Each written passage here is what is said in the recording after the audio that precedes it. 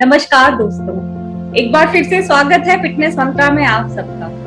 तो हर बार की तरह इस बार भी हम आए हैं एक नए टॉपिक के साथ और आज हम डिस्कस करेंगे फिटनेस मंत्रा में ऑक्सीजन और हेल्थ के बारे में। क्या इंपॉर्टेंस है ऑक्सीजन की और क्या मिस्टेक्स हम कर रहे हैं, कैसे हमें करेक्शन करनी है और कैसे अपनी सेहत को बदलना है। तो आज इसके बारे में बात करने के लिए मेरे साथ हैं जालंधर से श्री हरेंद्र सिंह वालिया जी, जो कि प्रोफेशनली एक जर्नलिस्ट हैं और लगभग कुछ सालों से एक वेलनेस कोच भी हैं, काफी जाने माने पत्रकार हैं। बहुत बहुत स्वागत है आपका हरिंदर जी हमारे शो में। Thank you ma'am, thank you. Sir, basic से स्टार्ट करते हैं। सबसे पहले तो हम आपसे जानना चाहेंगे कि ऑक्सीजन का हमारे हेल्थ में क्या इम्पोर्टेंस है। जी सरिता जी, आपने जो सवाल पूछा है कि हेल्थ से क्या कंसर्न है इसका, मैं तो ये कहूंगा कि हेल्थ से लेके हमारे जीवन तक इसका ऑक्सीजन का कंसर्न है। आपने भी सुना होगा, दर्शकों ने भी सुना होगा कि इसको प्राण वायु कहते हैं। जिस वक्त एक इंसान का बर्थ होता है तो विद इन 10 सेकेंड्स वो इस प्राण वायु का जो है वो श्वास लेता है विद इन 10 सेकेंड्स। 1 सेकंड के बाद भी ले सकता है, 2 के भी ले सकता है, विद इन 10 सेकेंड्स। और बहुत ये एक नियम है और बहुत इंटरेस्टिंग बात है कि उसने पहला सांस ले लिया और उसके बाद उसने आखिरी सांस जो है वो भी अपने जीवन का प्राण वायु त्याग के लिया। पहले उसने इनहेल किया, उसके बाद उसने प्राण वायु त्यागा। तो हम सब लोग समझ सकते हैं कि इस ऑक्सीजन का हमारे जीवन में क्या महत्व है और ये सेहत से भी बहुत ज्यादा रिलेटेड है। आपने पूछा सेहत का क्या मतलब है, तो इन दोनों स्वास्थ्यों के बीच में जो जीवन कहलाता है, वो जो जीवन है वो सेहतमंद है या नहीं सेहतमंद है, ये कैलकुलेट करना होता है। और ऑक्सीजन उसके लिए बहुत रिस्पॉन्सिबल है कि वो सेहतमंद जीवन व्यतीत कर रहा है या नहीं सेहतमंद जीवन व्यतीत कर रहा है। तो क्योंकि ऑक्सीजन का जो है वो एक इतना बड़ा रोल है कि हमारे जो शरीर है उसकी, जैसे आपने हेल्थ के बारे में पूछा, तो इतना बड़ा रोल है कि वो हेल्थ के ऊपर नेगेटिव और पॉजिटिव दोनों तरह से एक्ट करती है। जी मैम, जी thank you sir, thank you. जहां तक कि मैं समझती हूँ, ब्रीदिंग की जो प्रोसेस है उसके कई टाइप्स हैं, जो सांस लेने की प्रक्रिया जिसे हम कहते हैं, तो वो कौन कौन से टाइप्स हैं ये मैं जानना चाहूंगी आपसे। जी मैम, आमतौर पे हर एक इंसान ये सोचता है कि हम सिर्फ नाक या मुंह से जो है वो सांस लेते हैं, पर एक्चुअली ऐसा नहीं है। हम सांस जो है वो 3 तरह से लेते हैं: एक्सटर्नल ब्रीदिंग, इंटरनल ब्रीदिंग और सेलुलर ब्रीदिंग। एक्सटर्नल ब्रीदिंग जो है वो हमको दिखती है, जैसे हमने नाक से सांस लिया, मुंह से सांस लिया, वो सांस जो है हमने वो पहुंचा दिया अपने फेफड़ों तक। वहां पे एक सैक बने होते हैं जो उसको स्टोर कर लेते हैं। और यहाँ पे मैं एक चीज पॉइंट आउट करूंगा कि वो जो सैक है, लंग्स में जो छोटे छोटे सैक बने होते हैं जो उसको खींचते हैं, ऑक्सीजन को अपनी तरफ खींचते हैं। कोरोना वायरस ने उसी सैक के ऊपर अटैक किया और उसी सैक्स को जो है उसने डिस्ट्रॉय किया। तो ये एक बहुत इंपॉर्टेंट बात है कि वो सैक के ऊपर अटैक करता है। सैक अगर हमारा खराब हो जाते हैं तो हमारे को मुंह से भी सांस लेने के लिए तकलीफ होती है। दूसरी बात, हम सांस लेते हैं, हमारी त्वचा जो है वो बाहरी ऑर्गन का सबसे बड़ा ऑर्गन है, उसका सरफेस जो है बहुत बड़ा है। तो हर एक जगह से उसके अंदर छोटे छोटे छिद्र हैं, हर एक जगह से सांस लिया जाता है। और वो जो सांस जो लेते हैं वो त्वचा तक रहता है, कुछ आगे ऑर्गन्स तक भी जाता है, डर्मिस तक हो गया, वो त्वचा में रहता है और उसको हेल्दी बनाता है। तो अगर हम करते क्या है कि ये जो जिंदगी बन गई है ना, इसका लाइफस्टाइल हमारा ऐसा बन गया है कि मॉडर्न करने के चक्कर में हमने पसीना बहाना छोड़ दिया। हमारे पार्क हमसे बहुत दूर हो गए, हमारे प्लेग्राउंड्स जो है वो तो और दूर हो गए, और आने वाली जनरेशन में बच्चों से तो और ज्यादा दूर हो जाएंगे। तो वो पसीना बहाने वाली, हम एयर कंडीशन में बैठते हैं, पसीना बहाने वाला काम खत्म हो गया। जब पसीना नहीं निकलेगा, वो रोम्स जो है, वो पोर्स जो है वो बंद हो जाएंगे, वहां से ऑक्सीजन हमारे त्वचा में नहीं जाएगी। तो ये एक चीजें हैं। और तीसरा है सेलुलर रेस्पिरेशन। वो होता है सेल्स में, हर एक कोशिका को, हर एक सेल को जो है उसको इनहेल, ऑक्सीजन इनहेल करते हैं। कैसे? हर एक सेल में जो है वो आर्टरी जो है ऑक्सीजन युक्त ब्लड लेती है और आदान प्रदान होता है ऑक्सीजन और कार्बन डाइऑक्साइड का। ऑक्सीजन युक्त ब्लड लेती है और कार्बन डाइऑक्साइड युक्त ब्लड बाहर देती है। तो वो आदान प्रदान जो है वो भी रेस्पिरेशन कहलाता है। तो ऐसे 3 तरह के रेस्पिरेशन मेथड है हमारे शरीर के। जी जी जी Sarita ji, very well explain sir, thank you so much. Sir एक चीज जो कि कोविड से सब लोगों को समझ में जरूर आई कि ऑक्सीजन कितनी इंपॉर्टेंट है हम सबके लिए, और कहीं ना कहीं लेकिन फिर भी एक लैक ऑफ अवेयरनेस है। तो एक बारी आप जरूर हमें सबको थोड़ा विस्तार में बताएं कि ऑक्सीजन का हमारे, अगर ऑक्सीजन की कमी हो जाती है तो हमारी बॉडी में क्या क्या नुकसान होने लगते हैं। जी देखिए, ऑक्सीजन जो है वो हमारी इम्यूनिटी के साथ डायरेक्टली रिलेटेड है। कैसे रिलेटेड है वो भी मैं थोड़ा सा आपको बता देता हूं। क्योंकि जिस ऑक्सीजन जो है वो मस्कुलर स्ट्रेंथ को बढ़ाती है, मसल्स को वो स्ट्रेंथ देती है, और जिस वक्त मसल को स्ट्रेंथ देती है तो हमारे स्टमक, हमारी बाकी ऑर्गन्स वो भी मस्कुलर हैं, वो भी स्ट्रेंथ लेते हैं। और जिस वक्त हमारी ऑक्सीजन कम हो गई, स्ट्रेंथ कम हो गई, जिस वक्त वो स्ट्रेंथ कम हो गई तो इम्यूनिटी कम हो गई। जिस वक्त इम्यूनिटी कम हो गई तो कोई भी वायरस हमारे ऊपर बड़ी इजीली अटैक कर सकता है। आपने देखा होगा, आपने नोटिस किया होगा, इस बारे में हर एक ने नोटिस किया होगा कि कोरोना काल में उन लोगों को ज्यादा वो परेशान हुए जिनकी इम्यूनिटी कम थी। गांव वाले लोग जो हैं कम परेशान हुए, जो बच्चे बाहर झुग्गी झोंपड़ियों में रहते हैं वो कम परेशान हुए। शहर के लोग जो एयर कंडीशनर और ऐसी एक लैविश लाइफ जीते हैं, उनके ऊपर इसका अटैक ज्यादा पड़ा। क्योंकि ये नहीं है कि उनमें इम्यूनिटी नहीं थी, लेकिन उनमें रोग से लड़ने की इम्यूनिटी कम थी। इम्यूनिटी थी लेकिन कम थी। उन लोगों में ज्यादा इम्यूनिटी थी, वो लड़े तो वो जो है वो उसमें से निकल गए, और जो दूसरे लोग हैं वो उसमें फंस गए। तो ये ऐसे ऑक्सीजन जो है हमारी इम्यूनिटी के ऊपर डायरेक्टली रिलेटेड होने की वजह से हमारे को कोरोना वायरस ही नहीं, कोई भी चीज, कोई भी तकलीफ, इवन जनरल फ्लू, आम फ्लू जो होता है वो भी हमारे को अटैक क्यों करता है? आप जानती है कि फ्लू एलर्जिक होता है। तो जब फ्लू एलर्जिक होता है तो एलर्जी तभी होती है अगर हम उसके साथ फाइट नहीं कर सकते। इम्यूनिटी सही होगी, हम फाइट कर सकते हैं।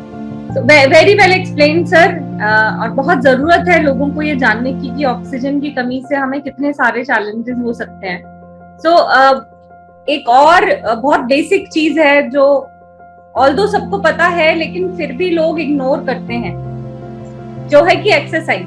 तो एक्सरसाइज का ऑक्सीजन लेवल पे क्या फर्क पड़ता है हमारे बॉडी में? जी सरिता जी, एक्सरसाइज जो है ये एक बहुत ही सोफिस्टिकेटेड मैटर है। इसको लोग बहुत लाइटली लेते हैं। एक्सरसाइज एक्चुअली हमारी रेस्पिरेटरी सिस्टम को बढ़ाता है और ऑक्सीजन के इनटेक को बढ़ाता है। हमारे लंग्स को जो है, हमारे लंग्स, हमारे हमारे मसल्स के मास और हमारे लंग्स को वो स्ट्रांग बनाता है। लेकिन होता क्या है, अब ये आपको मैंने बता दिया कि ऑक्सीजन का एक्सरसाइज का और ऑक्सीजन का रिलेशन क्या है, कि ये जो है ये बढ़ाता है हमारी इनटेक, ऑक्सीजन की इनटेक को, मसल्स के मास को, जिससे कि क्या हमारे को स्ट्रेंथ मिलती है और हमारी इम्यूनिटी बढ़ती है। लेकिन होता क्या है, असल में होता क्या है, हम गलती कहाँ करते हैं सरिता जी, हम जिस वक्त एक्सरसाइज करते हैं तो उसमें हम इस बात का ध्यान नहीं रखते हैं कि वार्म अप करना जरूरी है, उसके बाद एक्सरसाइज करनी है। एक्सरसाइज ये ध्यान में रख के करनी चाहिए कि ये वाली एक्सरसाइज जो कर रहा हूं या कर रही हूं, उस एक्सरसाइज का मेरे फलां अंग के ऊपर असर पड़ेगा। तो उसको ये नॉलेज होनी चाहिए कि मैं ये एक्सरसाइज कर रहा हूं या कर रही हूं, मेरे फलाने ऑर्गन के ऊपर, इस ऑर्गन के ऊपर इसका इफेक्ट पड़ेगा। ठीक है, तो वो उसके माइंड में एक बात होगी कि अब मैंने जो एक्शन किया है इसका मेरे पैनक्रियाज पे इफेक्ट है, इसका मेरे हार्ट के ऊपर इफेक्ट है। तो वो जो है, वो जो नॉलेज होती है ना, वो उसको बूस्ट कर देती है, उसकी जो एफिशिएंसी है उसको बूस्ट कर देती है।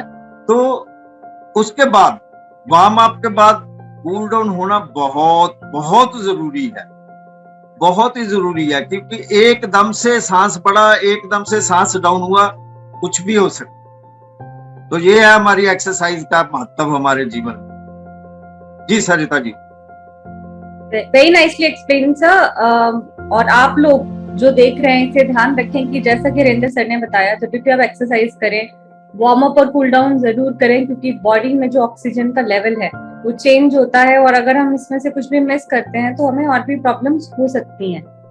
सर एक क्वेश्चन जो कि फूड से इसका क्या रिलेशनशिप है, जो मुझे लगता है कि बहुत इंपॉर्टेंट है दर्शकों के लिए जानने के लिए, कि ऑक्सीजन और फूड का, जो हम फूड इनटेक कर रहे हैं, उसका आपस में क्या रिलेशन है? जी देखिए, एक साइंस का बहुत, या साइंस का कह लीजिए या कुदरत का कह लीजिए, जिस वक्त भी कोई चीज टूटती है, चाहे हम नेचर की बात कर लें, अगर कहीं कोई तारा टूटा है तो उसमें से आपको आग नजर आए, मतलब हमेशा कोई चीज जब टूटती है, बेस से टूटती है, तो उसमें एक एनर्जी प्रोड्यूस होती है। ये जो ऑक्सीजन है ये हमारे फूड को तोड़ती है। जिस वक्त हम हमारे फूड को ये तोड़ती है तो उसमें एनर्जी प्रोड्यूस होती है। वो जो एनर्जी प्रोड्यूस होती है वो हमारे शरीर को एनर्जी ही चाहिए चलने के लिए। तो ऑक्सीजन जो है वो डायरेक्टली रिलेटेड है इसके साथ। ऑक्सीजन के बगैर फूड को दो तरीके से काम करती है। ऑक्सीजन के बगैर फूड को तोड़ना मुश्किल है। अब ये इनडायरेक्टली कैसे रिलेटेड है, स्टमक के जो मसल्स हैं, मसल्स जो है वो फूड को ग्राइंड करते हैं। अब सपोज कर लीजिए वो जो मसल्स हैं वो इतने स्ट्रॉन्ग ही नहीं है कि उसको अच्छी तरह से ग्राइंड कर सके, तो हमारे को हाफ एनर्जी मिली, हाफ वेस्ट चली गई। लेकिन अगर वो मसल्स स्ट्रॉन्ग है तो हमारे जो मसल्स वो हैं उसको पूरी तरह से ग्राइंड कर देंगे, और हमने जो कुछ खाया उसमें से पूरी एनर्जी हम अब्जॉर्ब करेंगे, वेस्ट नहीं जाएगा। सो ये डायरेक्टली एंड इनडायरेक्टली ये हमारे शरीर के लिए ऑक्सीजन फूड के ऊपर एक्ट करती है। जी sir, very nicely explain sir, thank you so much. बहुत ही इंपॉर्टेंट पॉइंट्स आपने बताए हैं हमारे ऑडियंस को। एक क्वेश्चन चलते चलते, जो कि कुछ टिप्स अगर आप लोगों को देना चाहें ऑक्सीजन से और फूड से रिलेटेड, वो जरूर दें। जी, यहाँ पे मैं एक चीज और बताना चाहता हूँ कि ऑक्सीजन के बारे में बात कर रहे हैं तो हमें यहाँ पे ये नहीं भूलना चाहिए, पानी को हमें नजरअंदाज नहीं करना चाहिए। पानी H2O का होता है, हाइड्रोजन के 2 मॉलिक्यूल होते हैं, ऑक्सीजन का 1 मॉलिक्यूल होता है, मींस वहां भी ऑक्सीजन होती है, पानी में भी ऑक्सीजन होती है। हम जितना पानी का इंटेक करेंगे हमारे को उतना ही ऑक्सीजन भी जो है वो मिलेगी।